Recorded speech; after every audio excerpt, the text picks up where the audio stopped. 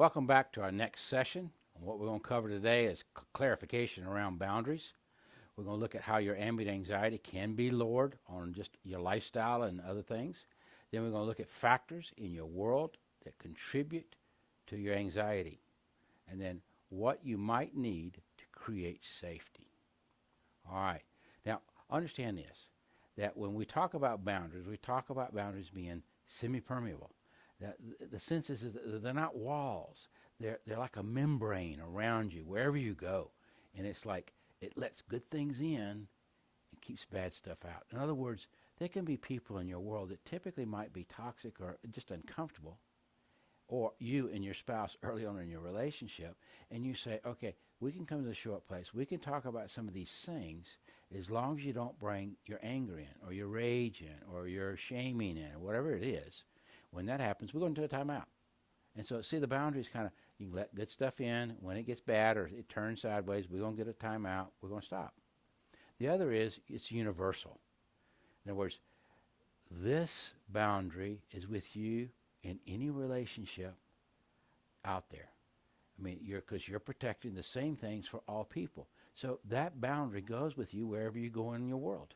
And you'll learn over time to tighten it up, to fix it, to adjust it as you need as you go along. But the boundary, that sphere that goes around you, it goes with you throughout the whole universe.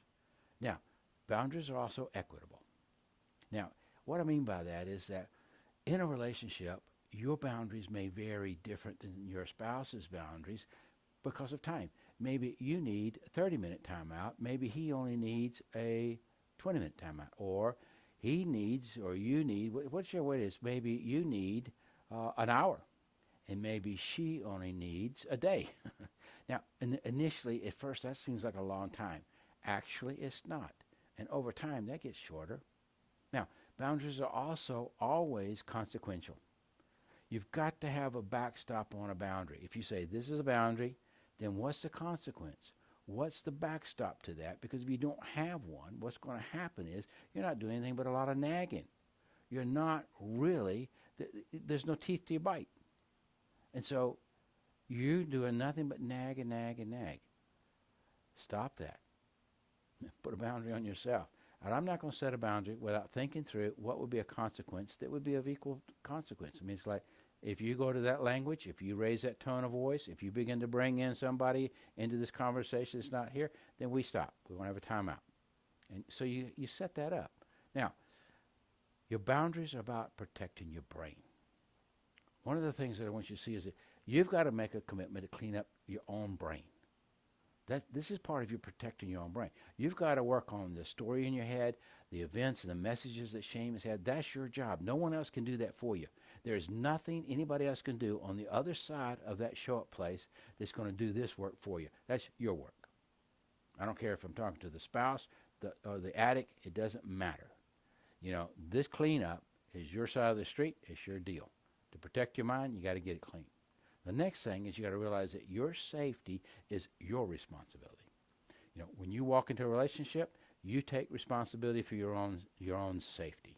You know, you're not that little girl or that little boy. You've knocked down the rabbit hole. When you step into the show-up place, you sit there and think, okay, I own this. This is my store. This is my stuff. I want this to be safe. And when you step in that show-up place, you know you own it. It's yours. It doesn't have to match others. It's for me. If you want me here at the show-up place, this is what I need for safety.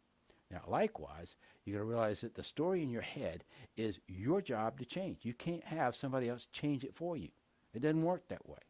All the therapy that I've done, all the trauma work I've done over the years, all the intensive EMDR and all that other with my clients, I was never had the power to change that story in their head. That's our job, to change our story. Okay? Now, remember this about the anxiety.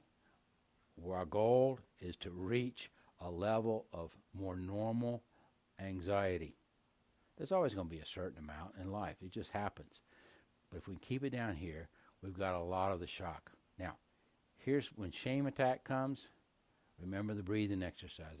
Here's one that I want you to give. It's an exercise given to me by a colleague and dear friend. It works incredible with people. And so I'm giving it to you.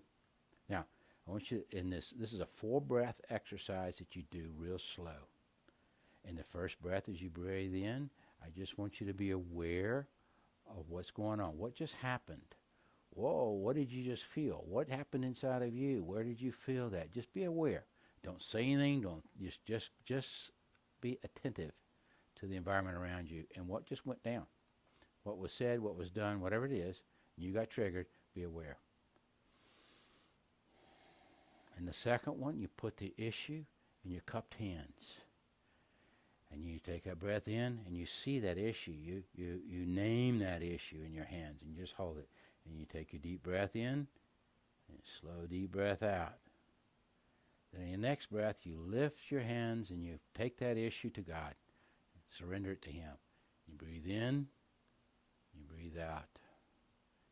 And that last one is you take your eyes. As you breathe in and out, you turn back and forth, left and right, rapidly.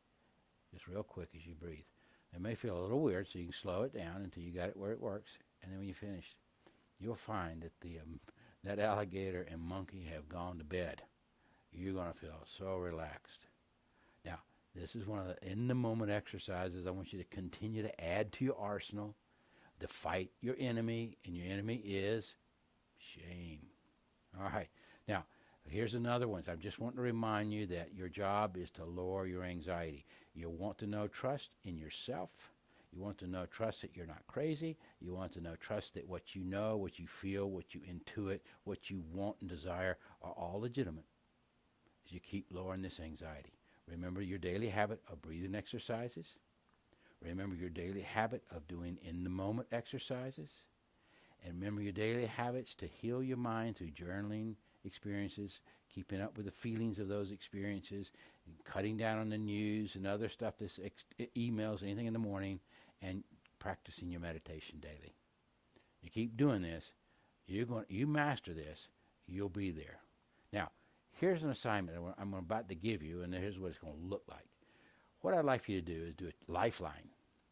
And you're going to draw a line on a sheet of paper or several sheets of paper. You pick large ones. I got clients that use butcher paper. And they put down the events that have happened in their life that they feel like was kind of traumatic. And then with that event, what was the message, or what might have been the message if you thought about it at the time, that event said about you? What shame message came from that? You know, like one I did, one early on in mine would be, is it what was my experience in school? Well, that teacher being so angry and scaring me to death.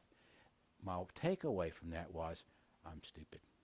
Now, here's your assignments. We're going to stop for today. I'd like for you to draw out your storyline from early childhood to the present day. Register all the negative events that happened to you and experience, and write down the message that was you were left believing. Then commit to your daily habits. And then keep a record when your trap door shuts. When do you realize that you've gone down the rabbit hole? Record the story in your mind. What is the story about you there? Write that down. Now, do something to add to this. I want to encourage you to take that a little bit further. There's a big story in your head that the monkey runs with, and it does it so fast you don't even recall it. You're not aware of it. Is it when an event happens and you feel shame and that trap door shuts? I want you to record this story in your head, is that you go, okay, what does that say about you? And if this happens, then what does that say about you? And if that happens, then what does that say about you? And keep carrying it as far as you can go with it. See what happens. I want you to practice that this week and say, okay, where is the end of this story for you in your life? We talked about it earlier. Do that this time in your exercises, and we'll see you in the next session. Thank you.